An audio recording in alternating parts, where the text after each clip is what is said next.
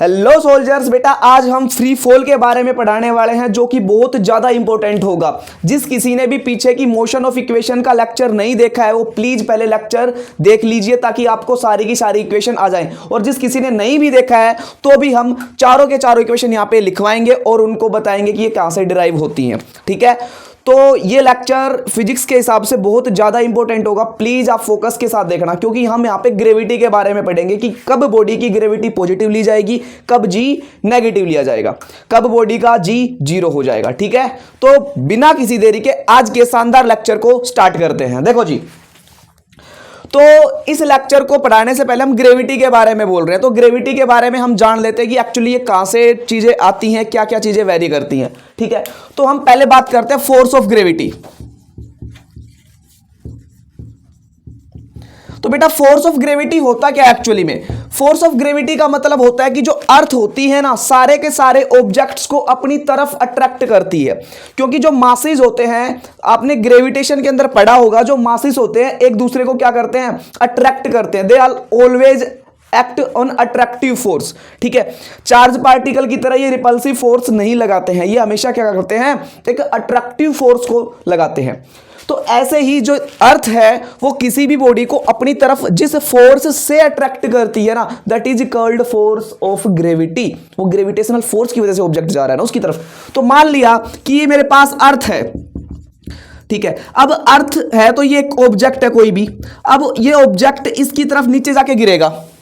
ठीक है, एक्चुअली भी होता क्या है कि ये ऑब्जेक्ट अर्थ को भी अट्रैक्ट करता है बट वो दिखता नहीं है। क्यों? क्योंकि as compare to object and earth, earth is much much heavy. That's why इसका जो एक्सेलरेशन होता है वो नेग्लिजिबल होता है। जैसे कि आपने force is equals to M A पढ़ा होगा, तो यहां पे अगर एक्सेलरेशन निकालूं तो एफ बाई एम निकल के आ रहा है।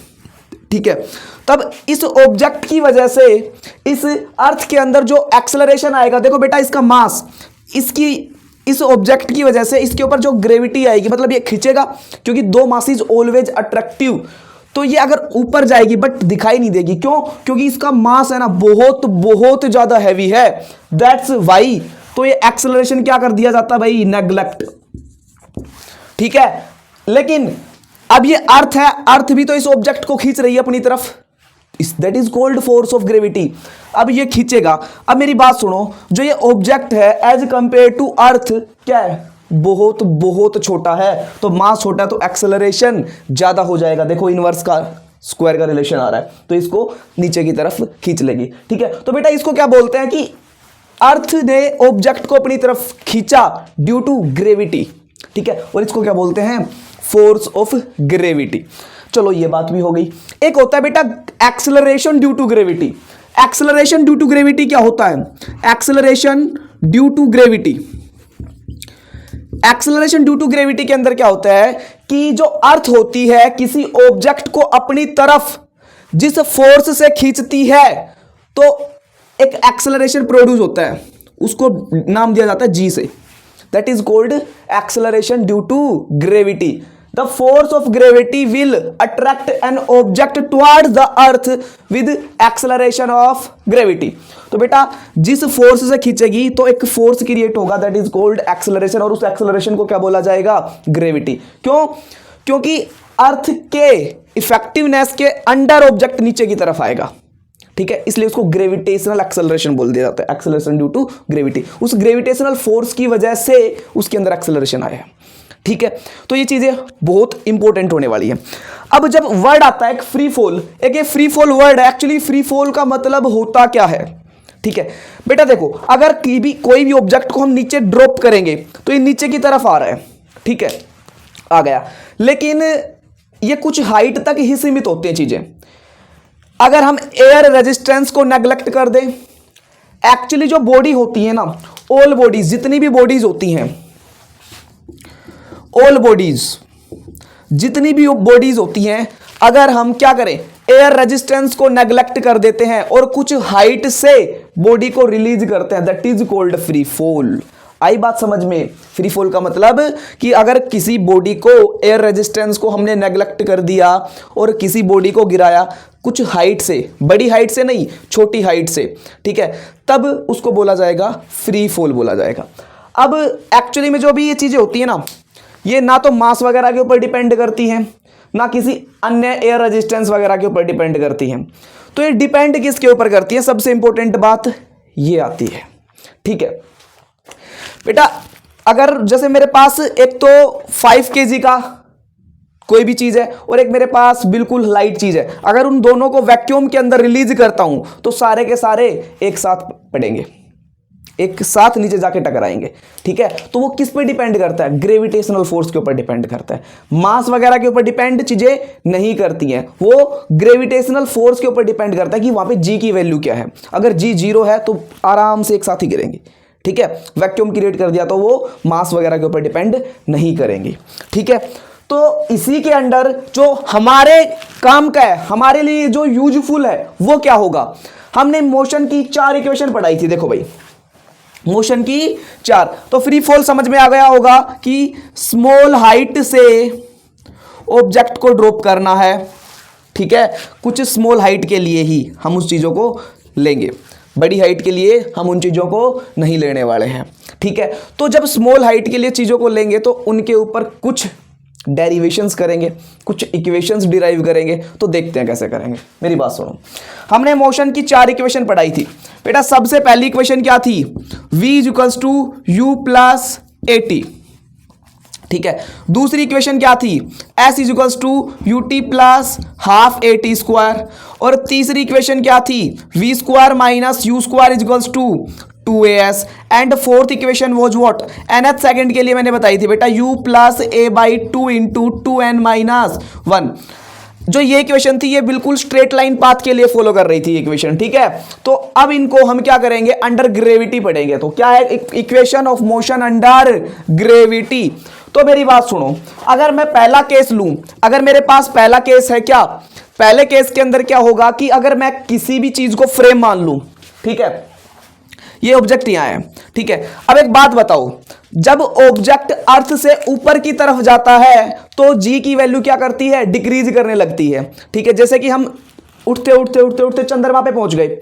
चंद्रमा पे जब हम पहुंचेंगे तो वहां पे जो जी की value as compare to earth कितनी हो जाएगी, g/6 हो जाएगी। अगर यहां पे मेरा वेट 60 kg है, वहां पे कितना हो जाएगा, 10 बचेगा, बाई 6 कर देंगे। ठीक है, तो इसका मतलब ये हुआ, अगर कोई भी object toward the centre of earth आता है तो ग्रेविटी इंक्रीज करती है, अगर अवे फ्रॉम द सेंटर जाता है अर्थ से तो ग्रेविटी डिक्रीज करती है। तो अब मैं क्या करूंगा, एक मैंने फ्रेम बना लिया ये। ठीक है, अगर मैंने ऑब्जेक्ट को ऊपर अपवर्ड डायरेक्शन के अंदर फेंका है तब ग्रेविटी क्या आएगी, जी की वैल्यू बेटा क्या लेंगे हम, नेगेटिव। ठीक है, जी की वैल्यू क्या लेंगे, नेगेटिव लेंगे। अब नेगेटिव जब जी की वैल्यू होगी तो इन इक्वेशंस के अंदर भी क्या आ जाएगा, चेंजमेंट। कैसे, जो यहां पे एक्सेलरेशन था, ये जो एक्सेलरेशन था ये एक्सेलरेशन ड्यू टू ग्रेविटी हो जाएगा। ठीक है, क्यों, क्योंकि सारा का सारा मोशन हो रहा है बॉडीज के अंदर, जितना भी बॉडीज के अंदर मोशन हो रहा है वो किसकी वजह से हो रहा है, वो फोर्स ऑफ ग्रेविटी की वजह से हो रहा है, जो अर्थ किसी बॉडी के ऊपर लगा रही है। आ रहा है ना समझ में, तो अर्थ किसी बॉडीज के ऊपर लगा रही है तो वो ग्रेविटेशन की वजह से, मतलब फोर्स ऑफ ग्रेविटी की वजह से हो रहा है। दैट इज वाई जो यहां पे एक्सेलरेशन वर्क करेगा वो acceleration due to gravity work करने वाला है। Got it. अब मेरी बात सुनो, जो पहली वाली इक्वेशन है वो चेंज होके क्या हो जाएगी, v equals to u minus gt बेटा। क्यों, क्योंकि g की वैल्यू हमने अपवर्ड मोशन ली है, जब अपवर्ड मोशन आएगी तो g की वैल्यू क्या हो जाएगी, नेगेटिव हो जाएगी। तो ऐसे ही s equals to ut minus half gt square, ऐसे ही v square minus u square equals to minus 2gs। ठीक है, ऐसे बेटा एस nth क्या हो जाएगा, एस nth मेरे पास निकल के आएगा u plus G by 2 into N minus 1। और बेटा यहाँ पे g की वैल्यू को हम नेगेटिव कर देंगे। अब मेरी बात सुनो, इन चीज़ों को एक्चुअली यूज कहाँ करने वाले हैं, यूज भी तो करेंगे इन चीज़ों को। अब इक्वेशन में बोल देगा कि पार्टिकल को ऊपर की तरफ फेंका है तो वहां पे इन्हीं इक्वेशंस को अप्लाई करोगे, 1, 2, 3 और 4 को। ठीक है, यहां पे जी की वैल्यू को नेगेटिव लेके आपको क्वेश्चन को सोल्व करने वाला है। अब मेरी बात सुनो, अब ऐसी ही सिचुएशन के अंदर वो क्या पूछ सकता है, टाइम वगैरह पूछ सकता है। अब पार्टिकल का टाइम क्या क्या हो सकता है, मेरी बात सुनो। देखो भाई, अगर पार्टिकल को छोड़ा, ऊपर की तरफ फेंका, अगर पार्टिकल को ऊपर की तरफ फेंकेगा, अब इसको फील करना है फिजिक्स को, अब फिजिक्स को फील करके पढ़ना है, ठीक है। अब मेरी बात सुनो, अगर कोई हाइट थी, अगर कोई एक हाइट थी, अगर पार्टिकल ऊपर की तरफ जाएगा भाई, तो यहां से कुछ ना कुछ इनिशियल वेलोसिटी यू होगी, ऑब्वियस सी बात है। लेकिन कुछ हाइट अटेन करने के बाद उसकी जो फाइनल वेलोसिटी क्या हो जाएगी, जीरो। मैक्सिमम हाइट उसने मान ली कि उसने एच ट्रेवल की है, तो यहां से लेके भाई यहां तक का जो टाइम उसने कैलकुलेट किया वो कितना आ जाएगा, तो आराम से कैलकुलेट कर सकते हैं भाई। यू तो यू है माइनस, यही इक्वेशन यूज करेंगे, क्यों, क्योंकि अपवर्ड मोशन हो रहा है, तो बेटा ये जीरो हो गया, ये u माइनस जी टी, तो बेटा ये u इस तरफ आएगा, तो u बाई जी, ये टाइम निकल के आ जाएगा, ठीक है, ये टाइम निकल के आ जाएगा। दूसरा, हम आप टाइम को यहां से भी निकाल सकते हो, लेकिन यहां पे कुछ अलग सिचुएशन बन के आएगी, ठीक है। कैसे, तो ये u की फॉर्म में आएगा, ये t से t कैंसिल होगा बेटा, तो भी यही निकल के आएगा। देखो ये क्या हो जाएगा बताओ, एक काम करो, यहां से निकालना, हाइट यहां से निकालो, हाइट निकालो, अब हाइट निकालो। देखो अब u तो कुछ है ही, ठीक है, अब v तो जीरो हो गया, तो यहां पे रखोगे तो v तो जीरो, minus U square is equals to, minus से माइनस बेटा कैंसिल हो गया, तो ये भी मैं कैंसिल कर दिया, 2g, और ये बेटा आ गई h, ये भी हो गई, ठीक है। सारी की सारी चीजें हो रही हैं, सारी की सारी चीजें डिराइव हो रही हैं यहां पे हमारे पास। यहां पे हाइट क्या आएगी, यू स्क्वायर बाई 2g निकल के आएगी। चलो टाइम, हमारे पास टाइम आ गया, हाइट आ गई, ठीक है। तो बेटा मैं उस तरफ का मैं थोड़ा रब कर रहा हूं, ठीक है।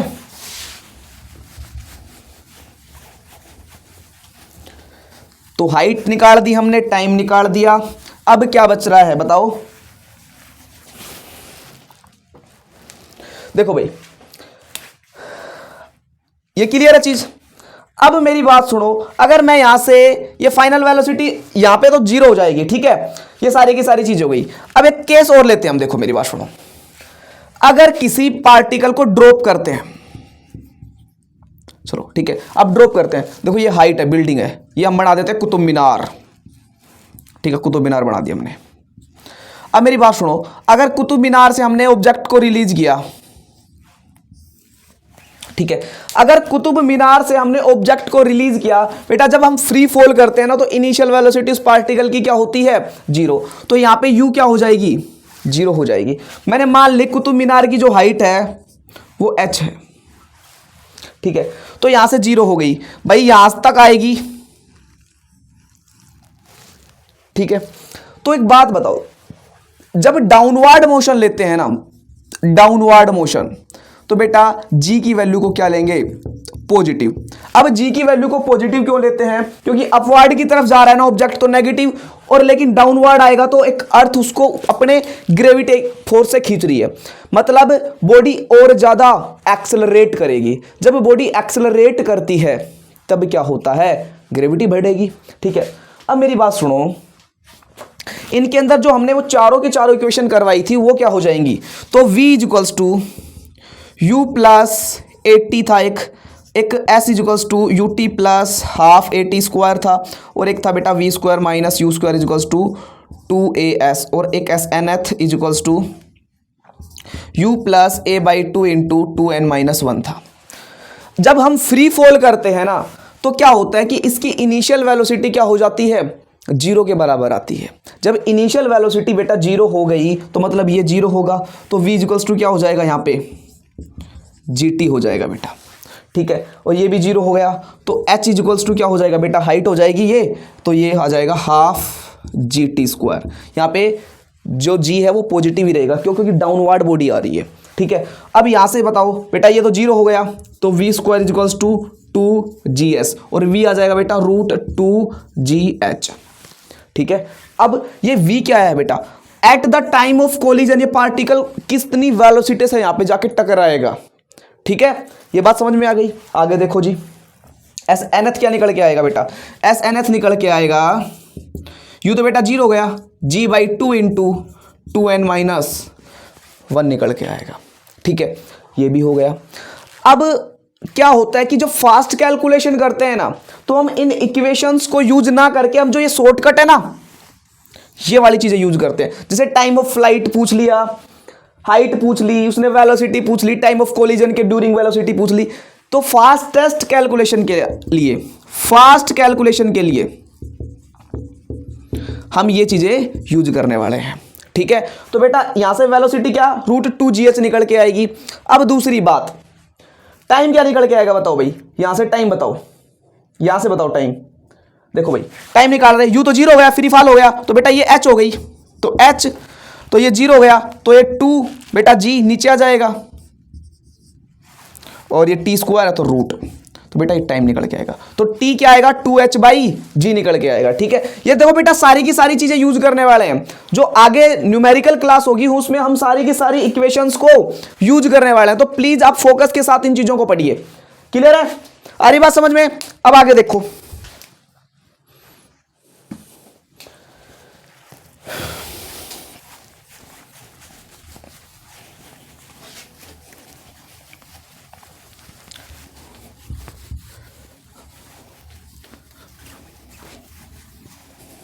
ठीक है।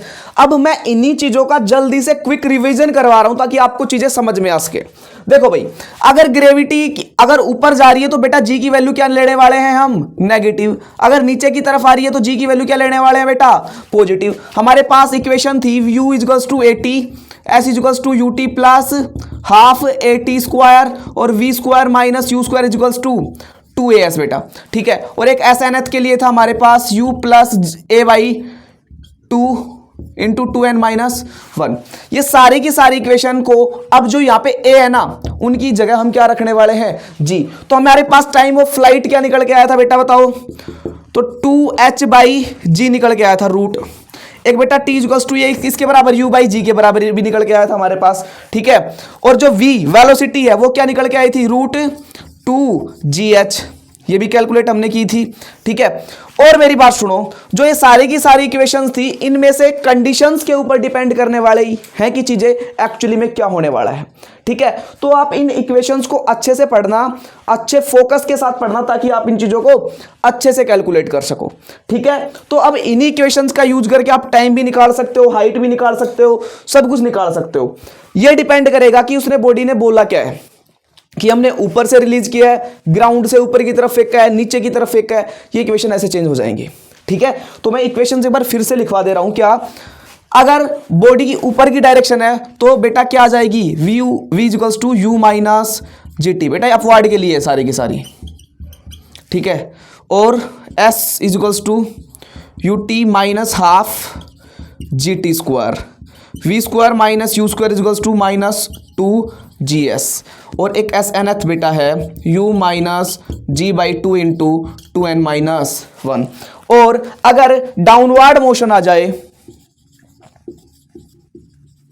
डाउनवर्ड के लिए v = u प्लस बेटा gt यूज करेंगे, s = ut plus half gt² use करेंगे, v² - u² = 2gs यूज करेंगे, और SNth करेंगे बेटा u प्लस g/2 × 2n-1। बेटा SNth सेकंड मतलब स्ट्रेट लाइन पाथ फॉलो करेंगे ना, तब ये चीज करेंगे, ठीक है। तो हम मिलते हैं नेक्स्ट लेक्चर के अंदर इन्हीं के ऊपर बेस्ड न्यूमेरिकल क्वेश्चन में, ठीक है।